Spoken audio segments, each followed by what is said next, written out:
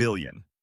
Special Agent Richard Kovacs had been assigned to the Genovese squad at FBI New York in 2017. He was 38 years old, 14 years into his career, with prior postings in Kansas City and Philadelphia. He had worked organized crime his entire professional life. He knew the patterns. He understood the tradecraft.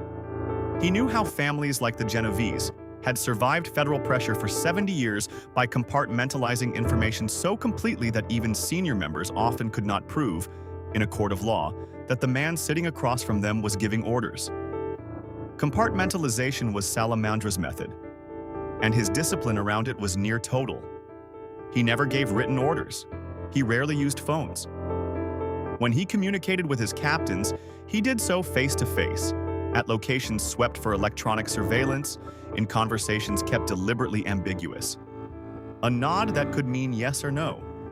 A shrug that could be interpreted 6 ways by 6 different people. A reference to a business matter so oblique that no prosecutor could stand up in court and tell 12 jurors exactly what it meant. Getting a wire on Salamandra meant getting someone inside the room. And to get someone inside the room, you needed someone who had already lost everything. Carmine Esposito had everything he needed to retire well. He was 53 years old in the fall of 2020. He had 3 grown daughters, a house on Highland Boulevard in Staten Island's Richmond Terrace neighborhood, and a racket, Brooklyn Concrete, that had been paying him reliably since 1999.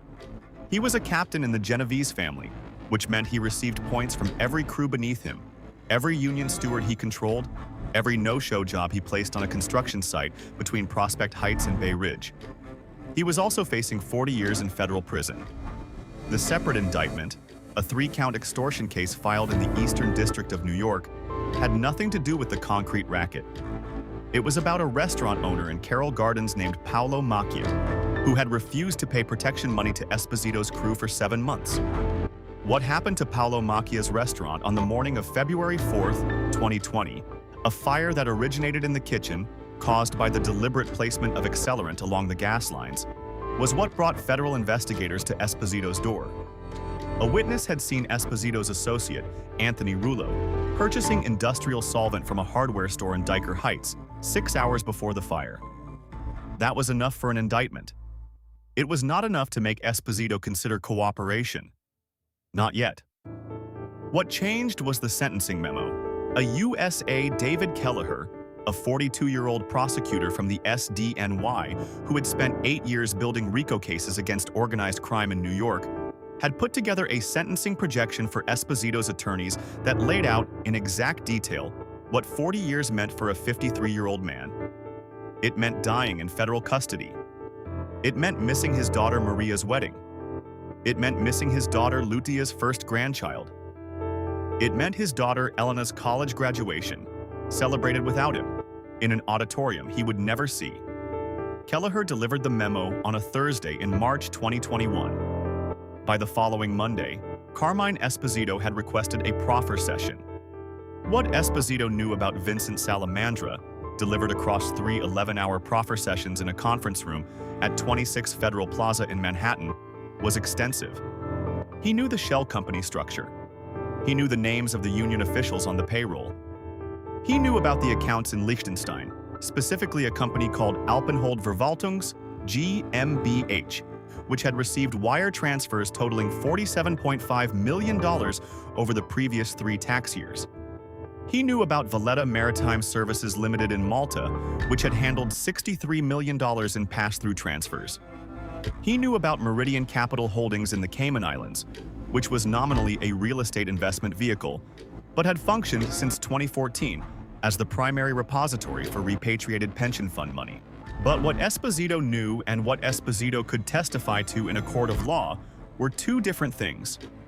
He had never been in the room when Salamandra gave direct orders. He had received instructions through intermediaries. He had been careful. They had all been careful.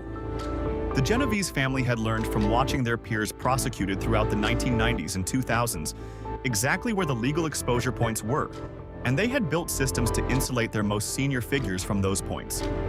What Kovacs needed from Esposito was not his memory, it was his access. Esposito was still, as of March 2021, a captain in the Genovese family in good standing. He had not yet been publicly indicted in a way that would compromise his position. The extortion case had been filed under a sealed indictment. To the family, Esposito was simply a captain with a legal problem, the kind of legal problem that captains handled through lawyers, quietly, without drawing attention or conversation. That meant Esposito could still walk into the Anchor. The Anchor Social Club at 214 Bleecker Street in Greenwich Village was, on the surface, a private club for Italian-American men of a certain age. It had no sign. The phone number was unlisted. The membership was by invitation only. Inside, a bar, 6 tables, a television mounted on the wall that showed Italian soccer on weekend afternoons. In the back, behind a door that was never locked but was never opened by anyone who did not already know what was behind it, there was a card room with a single round table and 8 chairs. It was in this room that Vincent Salamandra held court. The plan was straightforward. Esposito would continue attending meetings at the Anchor as though nothing had changed. He would wear a Kelsey system, a miniaturized digital recording device developed for FBI undercover operations, sewn into the lining of a jacket by technical specialists at the FBI's Quantico facilities. The Kelsey could record for 19 hours on a single charge. It transmitted in real time via encrypted signal to a surveillance van parked within 300 feet. There were, of course, complications. I spent hours going through the case file, and one detail kept nagging me. The risk calculation involved in using Esposito was not purely operational.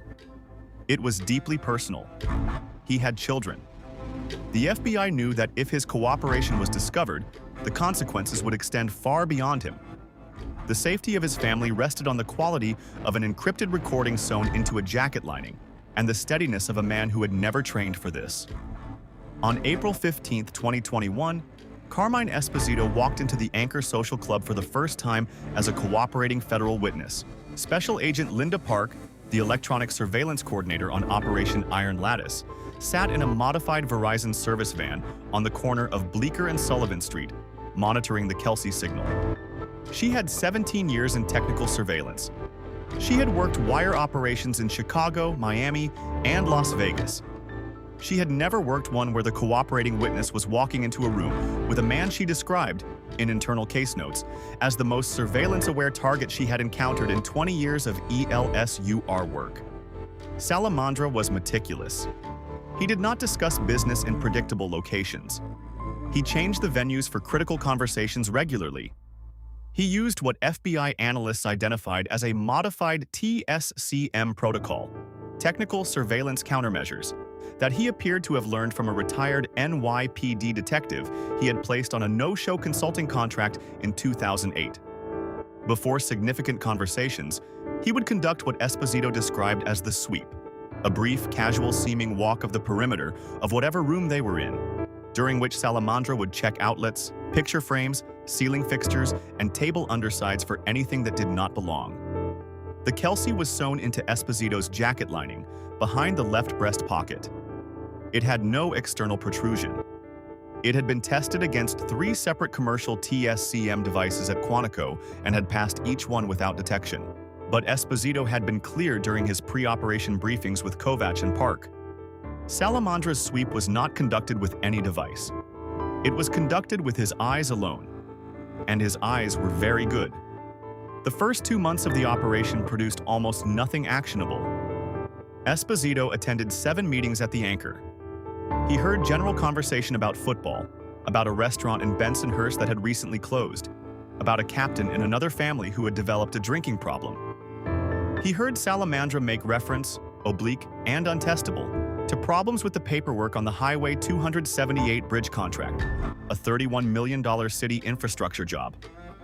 He heard a brief exchange about a union delegate named Dominic Ferry, who had, according to Salamandra, gotten confused about who he was working for. He heard nothing that constituted direct evidence of racketeering that could survive defense cross-examination. Park logged 847 hours of audio in the first 60 days. Kovacs reviewed every hour personally. This was the operation's first internal crisis. Pressure to produce results had been building since January 2021. when Assistant Director in Charge Frank DeLuca had approved the operation with a 6-month evaluation timeline and a budget of $4.2 million. By June 2021, the operation had burned through $1.6 million and produced nothing usable in a courtroom. A memo from the field office's Legal Compliance Unit, dated June 14, 2021, noted that the financial threshold for the operation's continuation would require a significant evidentiary development before the end of the third quarter. Kovacs was running out of time. Then Esposito told him about the card game. On the first Tuesday of every month, Vincent Salamandra hosted a private card game in the back room of the Anchor.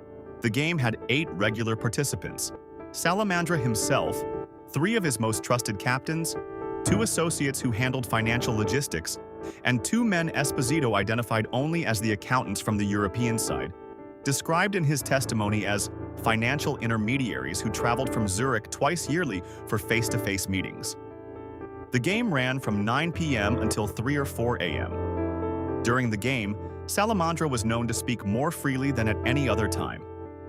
The combination of cards, alcohol, and the sealed space appeared to lower his guard in ways that his regular business meetings did not. The card game was where things got said. Esposito had attended the game 4 times before his cooperation. He had never worn a wire to it. He described the back room to Kovacs as the one place in New York where Salamandra actually talked. The back room had no windows. 1 door in, 1 door out. The table seated 8. A closed-circuit camera mounted in the upper left corner recorded the room internally, maintained by Salamandra's people, not accessible to law enforcement. To wear a Kelsey into the card game, Esposito would need to sit at a table with 7 other men for up to 7 hours, within arm's reach of a man who had been evading law enforcement surveillance for 27 years, in a room where Salamandra's guard dropped not because he was careless, but because he believed, completely and with every reason to believe, that the room was safe. Kovacs brought the proposal to DeLuca on a Thursday morning in July 2021. DeLuca listened to the full briefing. He asked 4 questions. Then he approved the operation. "One condition," he said. "If Salamandra moves toward a physical sweep at the table, Esposito aborts. He leaves the room. We don't burn him for 1 card game."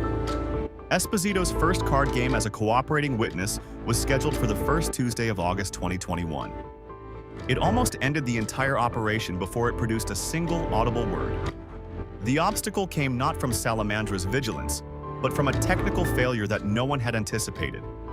At 9:47 p.m. on August 3, 2021, 37 minutes into the card game, the Kelsey unit sewn into Esposito's jacket developed an internal interference issue. The encrypted transmission began breaking up. Park, in the surveillance van, watched the signal quality drop from 93% clarity to 41% in the space of 4 minutes. She sent an emergency alert to Kovacs, who was monitoring from the field office command post on the 12th floor of 26 Federal Plaza. At 41% signal clarity, conversation was audible but not legally admissible. The FBI's evidentiary standards for recorded evidence required minimum 80% clarity, confirmed by at least 2 separate technical analysts for use in federal court. Kovacs had a decision to make. Pull Esposito out, using the abort protocol, a text to a phone in his right trouser pocket that would vibrate twice and require him to excuse himself from the table, or hold the position and hope the interference resolved. He held. At 10:04 p.m., 17 minutes after the signal drop, the Kelsey's internal processing unit cycled through a self-correction sequence, and the signal quality climbed back to 97%. No one at the table had noticed anything. Esposito had not moved. He had won $340 in the card game while sitting on a wire that was transmitting erratically to a van around the corner, keeping his breathing regular, his hands steady, his expression the practiced blankness of a man who spent his life managing what his face revealed. Kovacs reviewed the 41% segment the following morning. The degraded audio had captured fragments, enough to understand context, not enough for court. He noted the technical failure, filed it with the surveillance team, and scheduled a pre-operation check of the Kelsey hardware before every subsequent entry. The card game had produced 67 minutes of clean audio that first night. Not yet actionable. But Kovacs heard something in the fragments of the low-quality segment that made him want to come back immediately. A phrase, partially captured. The contracts were already and then static. And then, 20 seconds later, Salamandra's voice, unmistakably, Malta has to be cleaned before. It wasn't evidence. Not yet. But Kovacs knew what he was hearing. The financial architecture of the operation, Liechtenstein, Malta, the Caymans, was not just background knowledge from Esposito's proffer sessions. Salamandra was actively discussing it. He was managing it in real time. He was talking about it at the card table, in the back room of the Anchor, where he believed the only ears in the room belonged to people who had sworn, on pain of death, to keep his secrets forever. The card game, run once a month, would become the engine of Operation Iron Lattice. Over the next 8 months, Esposito attended 7 card games. Not every month. Twice, Salamandra canceled on short notice, once citing a family obligation and once for reasons that were never explained to the other participants. The surveillance team logged those cancellations, noted them, and moved on. Long-term wire operations run on patience. You cannot force the target to speak. You can only make sure someone is listening when he does. By February 2022, the audio archive contained references, fragmentary but building, to specific contract numbers on 3 New York City Department of Transportation projects valued at $218 million in total. It contained a conversation, 12 minutes in length and 91% clarity, about the problem with Dominic Ferry, which turned out to refer to Ferry's cooperation with the Department of Labor in a separate pension fund audit. A cooperation that Salamandra had arranged to have addressed through the removal of Ferry from his union position, accomplished by manufacturing a disciplinary complaint that Ferry was unable to rebut through legitimate channels. It contained references to the Alpenhold transfers that were consistent with the Liechtenstein shell company structure that Esposito had described in his proffer sessions. It did not yet contain the direct, unambiguous statement of criminal intent that federal prosecutors needed to anchor a RICO case against Salamandra personally. That statement would come 7 months later. The FBI had been tracking the money simultaneously on a parallel track. A team of 5 forensic accountants, seconded from the IRS Criminal Investigation Division, had spent 14 months tracing the financial flows from Salamandra's concrete and waste contracts through the shell company network. The paper trail was extraordinarily complex, designed by professionals who understood exactly how to create distance between money and its origin. Payments moved from New York City construction firms to Summit Construction Advisory, LLC, in Delaware. From there, through 17 intermediate entities before reaching accounts at a bank in Vaduz, Liechtenstein managed by Alpenhold Verwaltungs, GmbH. From Liechtenstein, money moved to Valletta Maritime Services in Malta, which held it for periods ranging from 30 to 90 days before wiring it through a series of currency exchange accounts to Meridian Capital Holdings in the Cayman Islands. The Cayman accounts were the graveyard of the trail. Forensic accountants could trace money into Meridian Capital Holdings. They could trace it out, eventually, into real estate purchases along the Jersey Shore. 11 properties, total assessed value $47.3 million. A beach house in Manasquan. A commercial property in Asbury Park. 3 residential lots in Avalon. But the connection between the incoming wire transfers and the real estate purchases was not, under existing evidentiary standards, direct enough to support a money laundering charge against Salamandra personally. The reason was corporate structure. Meridian Capital Holdings was owned by a Cayman Islands trust. The trust's beneficiaries were listed as 3 unnamed individuals designated only as Trust Beneficiary A, Trust Beneficiary B, and Trust Beneficiary C. Liechtenstein privacy law and Cayman Islands trust law combined to create a legal wall between the financial structure and the person who controlled it. The forensic accountants knew, from Esposito's testimony, that Trust Beneficiary A was Vincent Salamandra. But testimony from a cooperating witness, without corroborating documentary evidence, was not enough to pierce the corporate veil. Defense attorneys would attack Esposito's credibility, his motive to lie, his personal benefit from cooperation. In a case of this magnitude, prosecutors needed something else. They needed Salamandra to say it out loud. What's most surprising about this case isn't the dollar amount. as extraordinary as $4.6 billion is. It's how vulnerable the operation actually was in its middle phase. For the better part of a year, the entire investigation rested on the cooperation of one man, sitting at one table once a month, hoping the electronic equipment sewn into his jacket would hold together for another 7 hours. September 2022. The operation entered what Kovacs would later call the terminal phase. Esposito had been cooperating for 18 months. The psychological strain was severe. He met weekly with an FBI contracted psychologist at the safe house. His cover story, that his legal problems were under control, that he was working with his attorneys, that there was nothing to worry about, required him to maintain, in every social interaction, the appearance of a man who was confident about his future.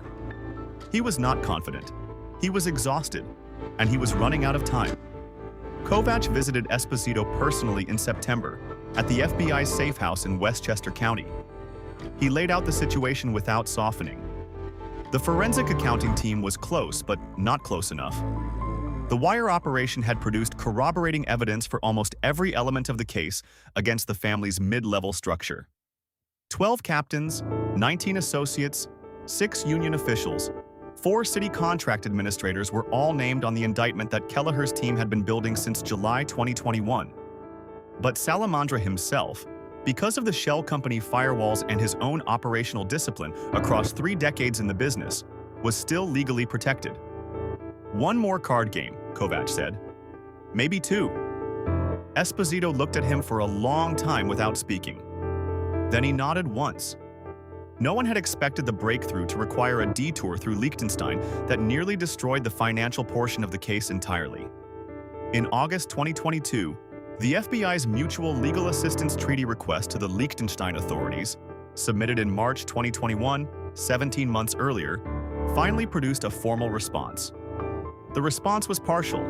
Liechtenstein's Financial Intelligence Unit had agreed to share transaction records for Alpenhold Verwaltungs, GmbH, for the period 2018 to 2020. But the 2021 and 2022 records, the records that would show the most recent transfers, the ones that could be directly correlated to specific contract payments identified in the FBI's financial trace, were withheld pending a formal court order under Liechtenstein domestic law. The Liechtenstein court order would take, according to the U.S. Embassy in Bern, between 6 and 18 months to obtain. Kelleher's team did not have 18 months. The cooperation agreement with Esposito had a hard deadline. If charges were not filed by January 15, 2023, the agreement would expire, and Esposito would face his extortion charges without the benefit of substantial assistance consideration, meaning without the sentence reduction that was his entire reason for cooperating.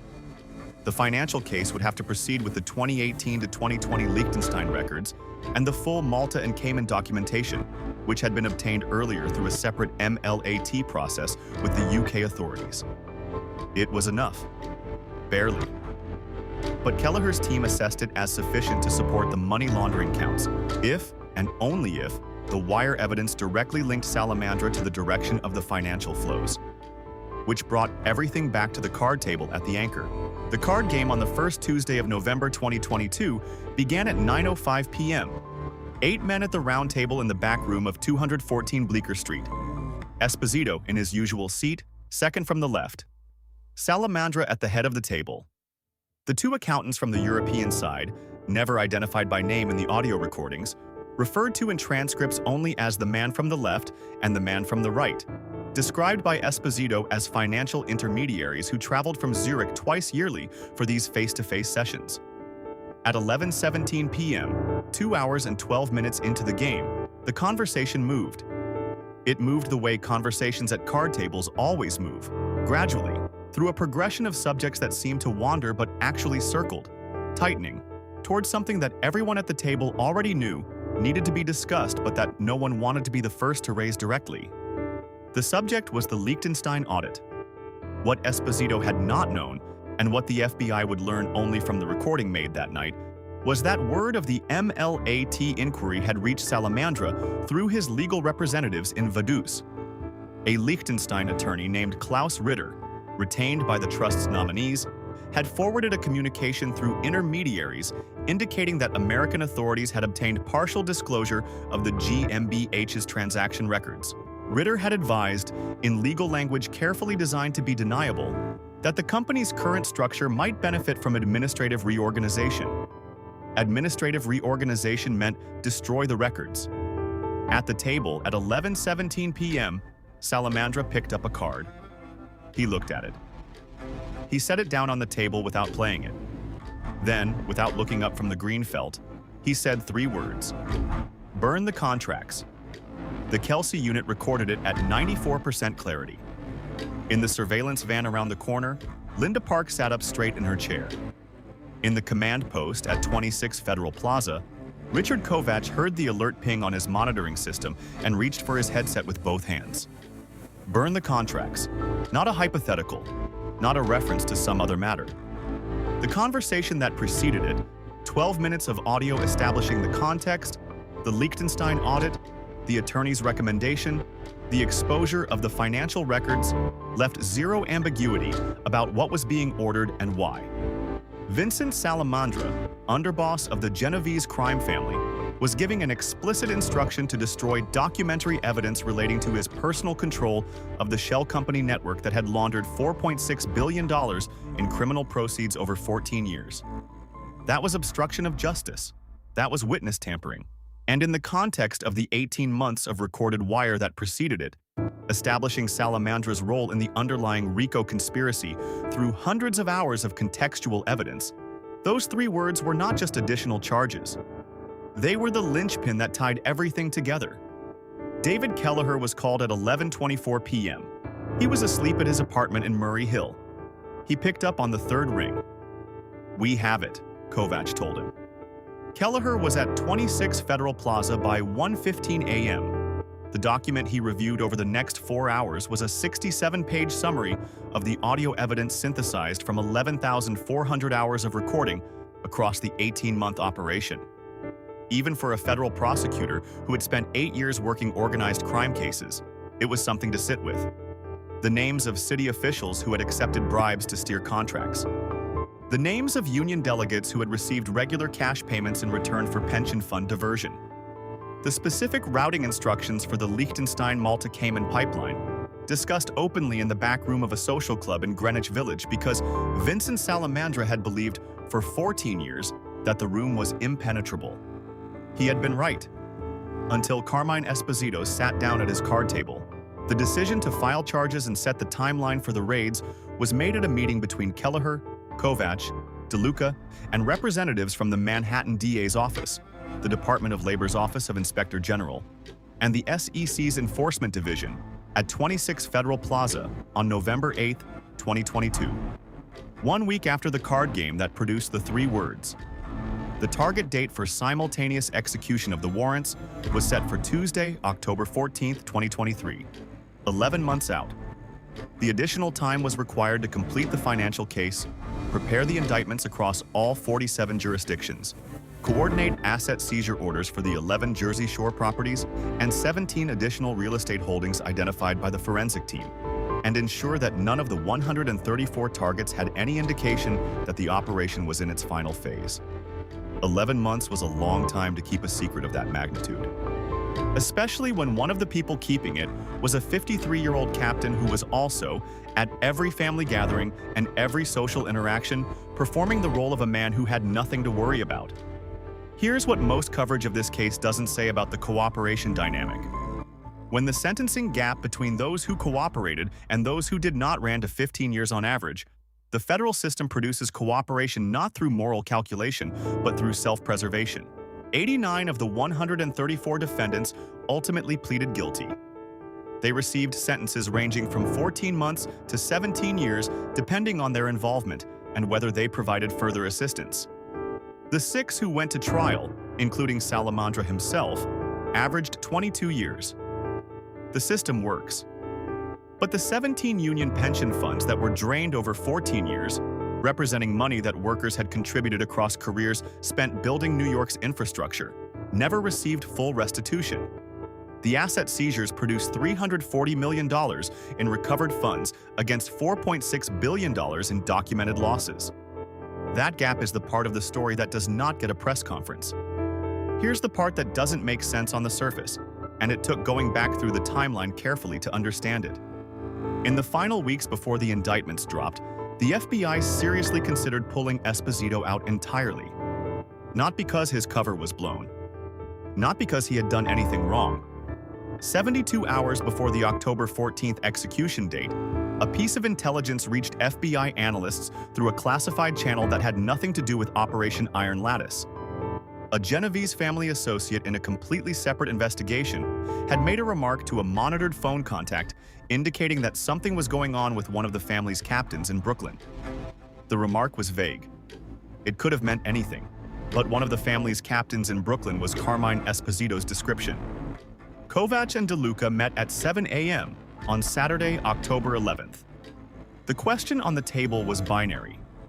Did the intelligence report represent a credible threat to Esposito's cover, or was it coincidental chatter from an unrelated source? The risk of proceeding. If Esposito's cooperation had been identified, even partially, and the raids went forward on schedule, he could be in physical danger before law enforcement protection could be fully established. The risk of pulling back, delaying the execution would require recalling coordinated assets across 47 jurisdictions that had been briefed and positioned over the previous 72 hours. At least some of those assets would be aware that the operation had been postponed. The risk of an inadvertent leak increased with every hour of delay. And the cooperation agreement's deadline, January 15, 2023, was not flexible. DeLuca made the call at 9:47 a.m. Proceed. We accelerate the protective detail on Esposito, he said. FBI asset protection from this moment forward. If anything moves against him, we pull the entire execute timeline forward. For the next 72 hours, 4 agents maintained around-the-clock protection on Carmine Esposito at the safe house in Westchester County. He did not know precisely what they were watching for. He knew the date was coming. He had been briefed that October 14th was the execution date, that when that morning arrived, his part in the operation would be over. He spent the night of October 13th with 2 agents outside his door and a third monitoring all incoming communications. The intelligence report, as it turned out, referred to a different captain entirely. The something going on was a divorce. At 4:47 a.m., 312 agents moved across the metropolitan area. The mechanics of the October 14th raids took 97 minutes from the first execution of a search warrant to the final arrest. In Jamaica, Queens, the warehouse on 114th Avenue was secured by 5:04 a.m. Agents found $2.3 million in cash in a safe behind the main office wall. They found 3 sets of duplicate business records, 1 legitimate, 2 maintained for internal family accounting, along with documentation connecting 7 city construction contracts to the Salamandra network's bidding process. In a storage room constructed behind a false wall in the building's western wing, agents also found 14 unlicensed firearms. The firearms were a bonus. They had not been the primary target of that warrant. On Todd Hill Road in Staten Island, Vincent Salamandra was placed under arrest at 5:02 a.m. He said 4 words to the arresting agents. "I need my attorney." He was in federal custody and transferred to the Metropolitan Detention Center in Brooklyn by 6:30 a.m., where he would remain until his arraignment 3 days later. In Paramus, New Jersey, a former city contract administrator named Gerald Fink, 61 years old, was arrested at his home on Ridgewood Road. He had been, according to the indictment, the primary conduit between Salamandra's network and the New York City Department of Transportation, steering $218 million in contracts to Salamandra-connected construction firms in exchange for cash payments totaling $4.7 million over 11 years. He had reported those payments on no tax return. He cooperated at the scene and requested a proffer session before his arraignment. In Bensonhurst, Brooklyn, the 2 accountants from the European side, identified in the indictment as Stefan Rhein, a Swiss national, and Marco Ferraris, a dual U.S.-Italian citizen, were arrested at a rented apartment on Bay Ridge Parkway. Both had been under surveillance for 3 weeks. Both had plane tickets to Zurich, scheduled for October 15th. The timing of the arrests, 24 hours before their intended departure, was not coincidental. In Yonkers, in the Bronx, in Howard Beach, in Flushing, in Bayonne, in Fort Lee, in Jackson Heights, across all 47 jurisdictions, the operation executed with the precision of something that had been built over 11 months and 18 months before that.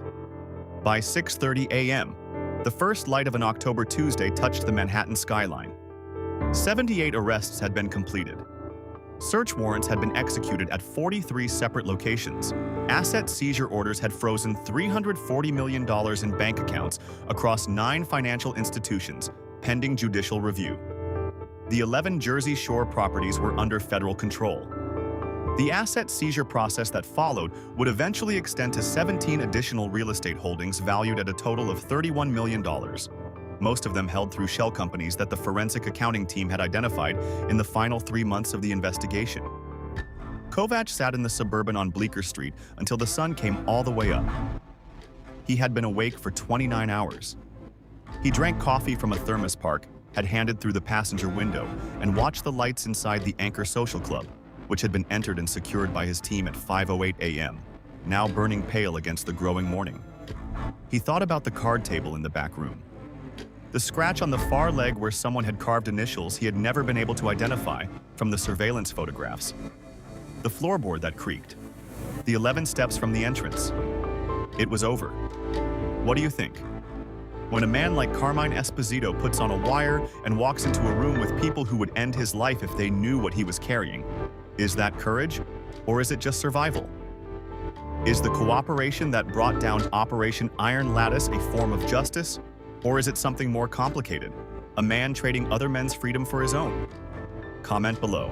Plenty of people have very strong opinions about this, and there is genuinely no clean answer. There's a line in the federal indictment filed in the Southern District of New York on October 14, 2022, that reads almost like fiction. In the section establishing Salamandra's role as the directing mind of the RICO enterprise, the indictment quotes directly from the November 2022 card game recording. It quotes the full 12 minutes of context. And then, at the bottom of page 41, it quotes 3 words in their own paragraph. Burn the contracts. Followed by a single sentence. Defendant Salamandra, in issuing this instruction, demonstrated direct knowledge of and control over the documentary evidence maintained in relation to the enterprise's financial infrastructure, and gave explicit direction to obstruct, impede, and prevent the production of that evidence in a federal investigation. 1 sentence. 3 words that became 1 sentence that anchored 134 counts across 47 jurisdictions. The indictment named 134 defendants total. It charged violations of the Racketeer-Influenced and Corrupt Organization Statute, wire fraud, mail fraud, money laundering, obstruction of justice, witness tampering, labor union corruption under the Taft-Hartley Act, and conspiracy to commit each of the preceding offenses. It was the largest RICO indictment filed in the Southern District of New York since the Commission trial of 1985, the prosecution that had sent the bosses of 5 New York crime families to prison, and represented the federal government's most comprehensive challenge to the structural existence of organized crime in America. 38 years later, Operation Iron Lattice matched it in scale and exceeded it in financial scope. Vincent Salamandra pleaded not guilty at his arraignment on October 17, 2022. His attorney filed an immediate motion to suppress the wire recordings on the grounds that the FBI had used a cooperating witness without adequate disclosure to the FISA court. The motion was denied. An appeal was filed. The appeal was denied. Trial began in the Southern District of New York on March 8, 2024, before Judge Catherine Reyes. Kelleher led the prosecution. The defense called 32 witnesses over 11 days. Kelleher cross-examined each one carefully, systematically, using the audio record to rebut every claim about what Salamandra had or had not known. The jury deliberated for 4 days. On April 9, 2024, the jury returned a verdict on all 11 counts. Guilty on each. Judge Reyes sentenced Vincent Salamandra on June 23, 2024, a Monday morning at 10 a.m., in courtroom 23B of the Daniel Patrick Moynihan United States Courthouse at 500 Pearl Street in Manhattan. Salamandra sat at the defense table in a dark suit. He had lost weight during the trial. He listened without expression as Judge Reyes described the damage done. The pension funds drained. The workers whose retirement money had been redirected to shell companies in Liechtenstein. The contractors who had been driven out of business or coerced into paying tribute. The city contracts manipulated to serve an enterprise that existed in defiance of every accountability structure that the public sector was supposed to provide. 28 years, federal prison, no possibility of parole consideration before the age of 89. Salamandra was 63 years old. He was taken from the courtroom without incident. He made no statement. Carmine Esposito was sentenced on July 15, 2024. 3 years, federal supervision, served at a minimum security facility in Cumberland, Maryland. He was released in September 2025. His 3 daughters were at the facility gate when he walked out. Special Agent Richard Kovacs was promoted to Supervisory Special Agent in December 2023, before the Salamandra trial concluded. He was reassigned to the Eurasian Organized Crime Unit at FBI New York. He received the Director's Award for Excellence in Law Enforcement at a ceremony in Washington in February 2024. Kovacs delivered a 3-minute acceptance speech. He said almost nothing specific about the operation. He thanked sources who took risks they should not have had to take. He sat back down. Linda Park retired from the FBI in March 2025 after 22 years. She had worked on 4 major wire operations. She described Operation Iron Lattice, in an internal exit interview, as technically the most complex electronic surveillance operation she had ever worked in terms of target awareness. She also described it in the same document as the one she was most proud of. The Anchor Social Club at 214 Bleecker Street in Greenwich Village was seized as a criminal asset following Salamandra's conviction. It remained closed through all of 2024. In early 2025, a new tenant took over the space, a coffee shop, serving a neighborhood that had changed considerably since the days when a man with a Buick Enclave and a youth baseball record had held court in its back room, building an empire on contracts and silence, and the absolute certainty that no one was listening. He had been wrong about that certainty. Wrong about it for 18 months. Every time a man he trusted sat down at his card table. Every time the conversation drifted toward things that should never be said out loud. One detail that stuck with me, going through the full transcripts. Of the 11,400 hours of audio collected across the 18-month operation, the specific 3 words appear in a 9-second window on a single recording from November 3, 2022. 9 seconds. Out of 11,400 hours. The entire operation, the $4.2 million budget, the months of silence in the first phase, the technical failures in the close calls, the risk carried by one man at a card table, all of it came down to 9 seconds of audio recorded in a room that a man had believed for 20 years was the safest room in his world. He was right about everything except the man across the table. Would you have spotted the tell that Esposito used to keep his composure across 18 months and dozens of high-pressure situations? There's one detail from the psychological preparation protocols the FBI used for this operation that almost nobody has covered. Comment full story. Below. If you want us to go deep on FBI cooperator psychological training, we read every comment, and that one would be a story on its own. The commission trial of 1985 sent 5 bosses to prison and shook the foundations of organized crime in New York. The families rebuilt. They adapted. They moved money offshore, created more layers between their leadership and their activity, became more operationally cautious in 100 specific ways. The next generation learned from the mistakes of the one before it. Operation Iron Lattice revealed that caution, no matter how practiced over how many years, has a ceiling. When you are managing $4.6 billion across 17 companies in 3 jurisdictions on 3 continents, the complexity of the system eventually creates the vulnerability. Somewhere, at some point, someone who sits at your table has a reason to be afraid. And fear, in the end, is a more powerful motivator than loyalty. It always has been. The Genovese family will survive Operation Iron Lattice. They have survived every major federal prosecution since the 1970s. Organizations that have operated for decades do not dissolve because of a single case, even one of this scale. A new hierarchy will emerge. New financial structures will be built. The lesson of the shell companies in Liechtenstein will be studied and improved upon. The next operation will be harder to trace. But for now, in the fall of 2022, in the morning light on Bleecker Street, the back room of the Anchor is empty. The card table has 11 evidence tags attached to its surface, one for each piece of physical material collected by the FBI's evidence response team. The chairs sit at the angles the men left them when they were escorted from the building at 5:08 a.m. The game ended. If this story raised questions you want answered, about how FBI wire operations are structured from the inside, about what happens to cooperating witnesses after their testimony is complete, about how the Genovese family rebuilt after every previous federal challenge, there is more on this channel.